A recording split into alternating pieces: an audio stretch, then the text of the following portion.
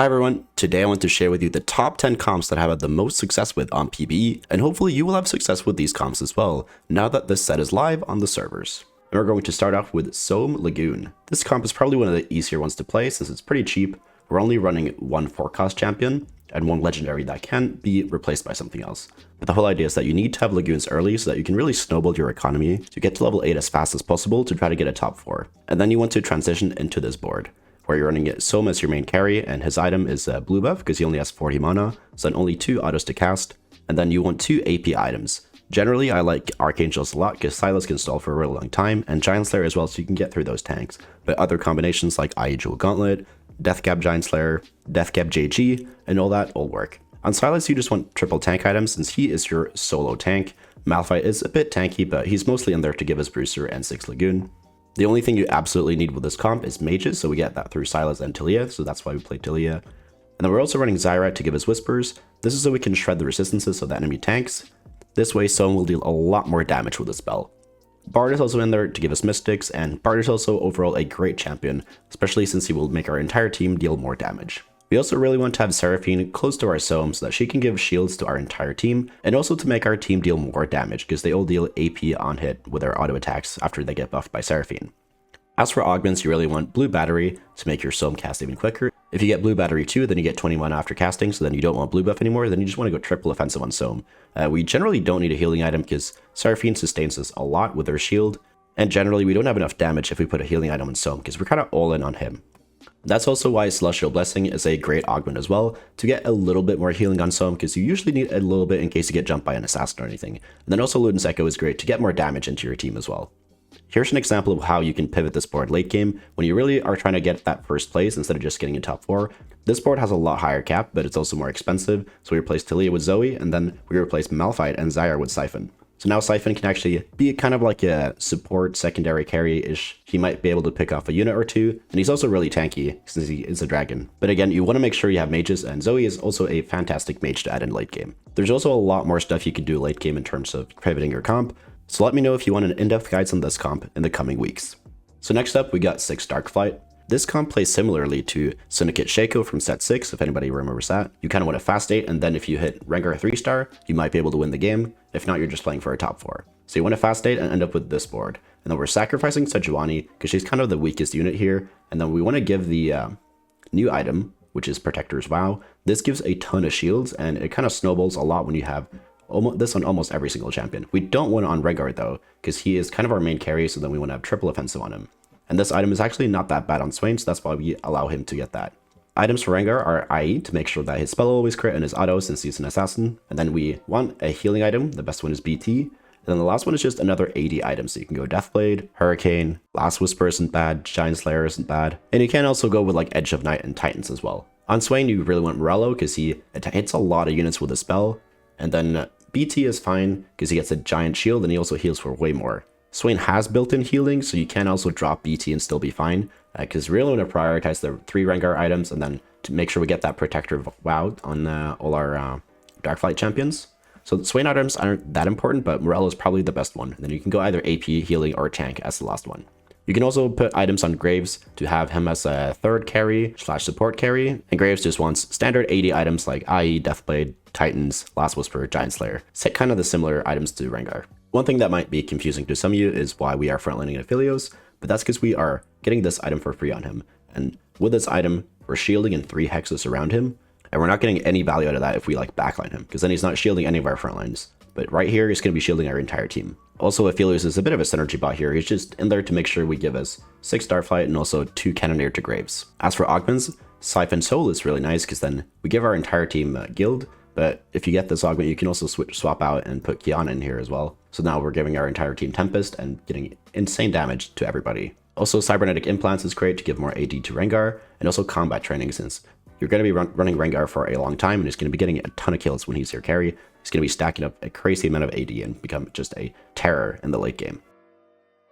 Next up, we got the new version of Sin Reroll. Here we're running 4 Dragon Monster, 4 Tempest at level 7, and we're going to be slow rolling for 3-star Lee Sin, and then we can also go for Volibear 3-star, but we only really care about Lee Sin. So you put the same items as last set, IE Jewel Gauntlet, and then a healing item, for Hodge is the best one, but BT and Gunblade can also work. Then you run Graves as a secondary carry, And then you run Graves as a secondary carry, really only need BT, and then 2 damage items.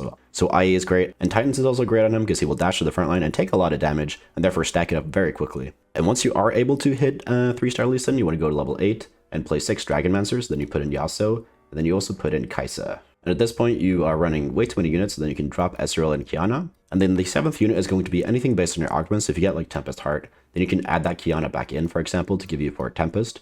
Or if you get +1 Jade or anything like that. But if you got no +1 augments of anything, you can put in Pantheon because he's a pretty great tank. Or you can just add in a utility unit like Soraka or Bard. Yet again, Eye of the Storm is a great augment to give your Lee Sin just way more damage. And Dragon Master Conference is also great to make sure you 3-star all your Dragon Masters, because then Lee Sin is going to be getting way more stats, since Lee Sin gets more AP and health based on the star level or all your other Dragon Masters. So if they're all 3-starred, he's going to be getting a ton of stats. Next up is Bonkey Kong. If you played set 4, you will remember this comp, but now we got new traits and a new comp. But the same idea applies. You want triple offensive on Wukong, and then you run him as a carry. So you will slow roll at level 5 for 3-star Wukong with these units here. And then after you hit 3-star Wukong, that's the only one you care about, then you go to level 8, add in Xiaoyu and Pantheon at level 8. The items for Wukong are RFC to make sure that he can get an extra range.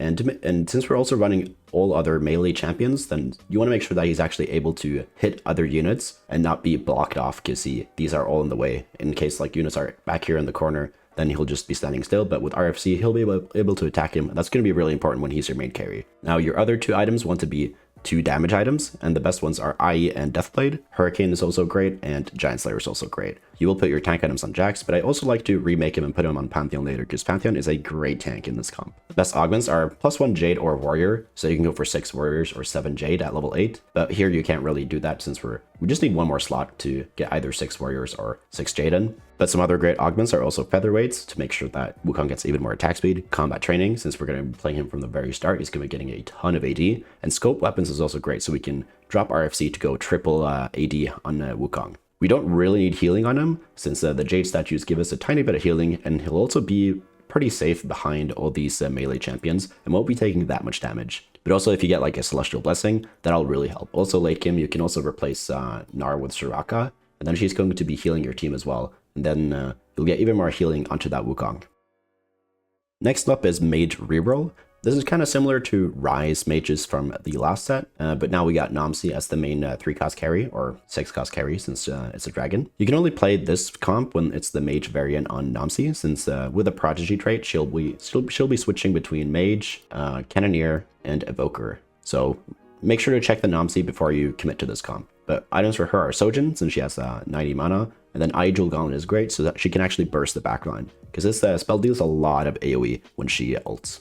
Especially when she ults twice, and it'll sometimes wipe backlines when she's 3-starred. Then again, Sylas 3-star is really important to this comp since it's our only tank, and you just want triple tank items on him. So the whole idea with this comp, get to level 7, slow roll for 3-star Nomsy and Sylas. As for the best augments, Mage Conference is great to make sure that we're being able to 3-star more champions, although Nomsy and Sylas are the best ones. With this, we'll just have a stupid strong team. And we'll be able to also transition way easier into this comp at level 7, since we'll constantly be getting mages, and our early and mid game will be a lot stronger. And then Cybernetic Uplink is great to make sure that all our mages cast quicker, and then Celestial Blessing, since we don't have no healing item on Nomsy, and we have no slot for it either, then to make sure we get a little bit of healing onto Nomsy is great. Now once you get level 8 and 3-star everything, you can pivot into a board like this, where you add in Zoe, and Zyra, Bard, and Seraphine, and then you drop some of the lower cost mages like Tilia and Vladimir, because they're not going to be doing anything when they're not 3-starred. That's usually what you want to do. You want to drop the lower value champions to put in higher value ones. Now you get in Mystic and more utility as well. Also get in Whispers to shred the resistances of the front line especially is really important. You can also, for example, add in Sy'fen again to get a bit more tankiness and to also kind of get a secondary carry in. Next up, we got Astral Reroll.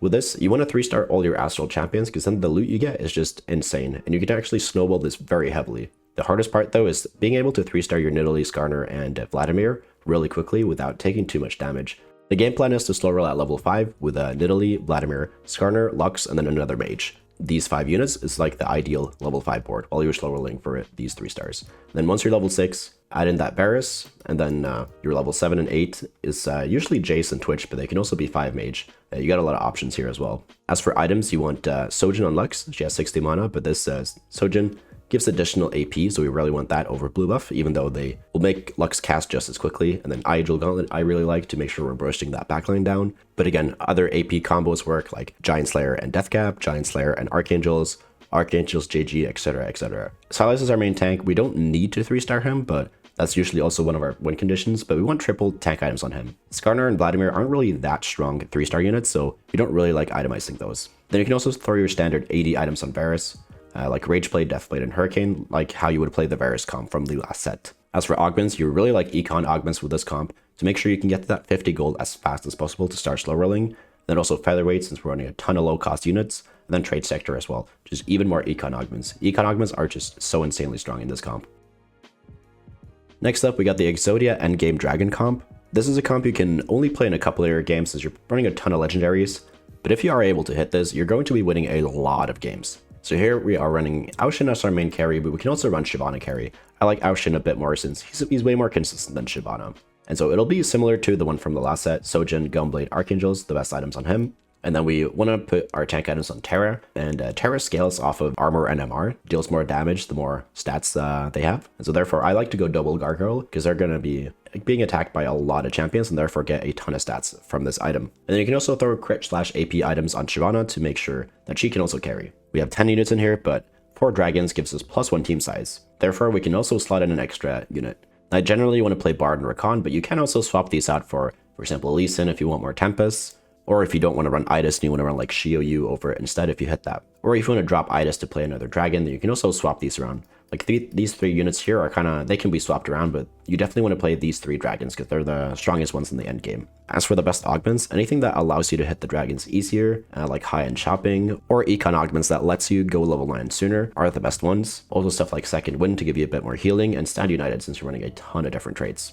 But like I said, this comp is very expensive, so you can only play this in a couple of your games, but this is the comp you want to play when you're high rolling and you really want to get that first place. So next up, we got kind of a double carry with Nilah and Graves. Here we are mostly focusing on Graves as the main carry, and so we are running the standard items on him, BT, because he's going to be going into the front line after he dashes, and then we want 2 other damage items. So I really like IE and Titans. It's also great since he is in the front line and gets a lot of stats from it.